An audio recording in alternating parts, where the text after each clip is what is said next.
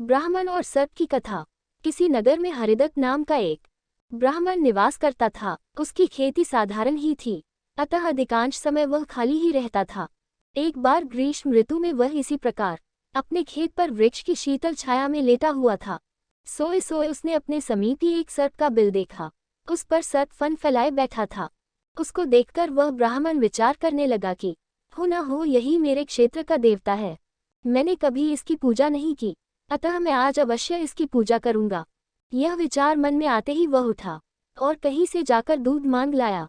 उसे उसने एक मिट्टी के बर्तन में रखा और बिल के समीप जाकर बोला, हे देवता, आज तक मुझे आपके विषय में मालूम नहीं था, इसलिए मैं किसी प्रकार की पूजा अर्चना नहीं कर पाया। आप मेरे इस अपराध को क्षमा कर मुझ पर कृपा कीजिए और मुझे धन धान्य से समृद्ध कीजिए। इस प्रकार प्रार्थना करके उसने उस दूध को वहीं पर रख दिया और फिर अपने घर को लौट गया। दूसरे दिन प्रातःकाल जब वह अपने खेत पर आया तो सर्वप्रथम उसी स्थान पर गया। वहां उसने देखा कि जिस बर्तन में उसने दूध रखा था उसमें एक स्वर्ण मुद्रा रखी हुई है। उसने उस मुद्रा को उठाकर रख लिया। उस दिन भी उसने उसी प्रकार सर्प की पूजा की और उसके लिए दूध रखकर चला गया। अगले दिन प्रातःकाल उसको फिर एक स्वर्ण मुद्रा मिली। इस प्रकार अब नित्य वह पूजा करता और अगले दिन उसको एक स्वर्ण मुद्रा मिल जाया करती थी। कुछ दिनों बाद उसको किसी कार्य से अन्य ग्राम में जाना पड़ा। उसने अपने पुत्र को उस स्थान पर दूध रखने का निर्देश दिया। तदनुसार उस दिन उसका पुत्र गया और वहां दूध रख आया।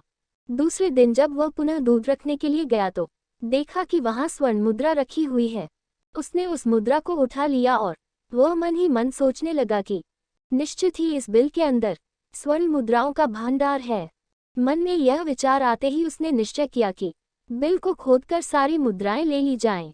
सर्प का भय था, किंतु जब दूध पीने के लिए सर्प बाहर निकला तो उसने उसके सिर पर लाठी का प्रहार किया। इससे सर्प तो मरा नहीं और इस प्रकार से उस सर्प ने क्रोधित होकर उस ब्राह्मण पुत्र को अपने विष भरे दांतों से काटा कि उसकी तत्काल मृत्यु हो गई। उसके संबंधियों ने उस लड़के को वहीं उसी खेत पर जला दिया। कहानी से सीख, कहा भी जाता है लालच का फल कभी मीठा नहीं होता है। अगर कहानी पसंद आई हो तो कमेंट में जरूर बताएं और वीडियो को लाइक और चैनल को सब्सक्राइब करें।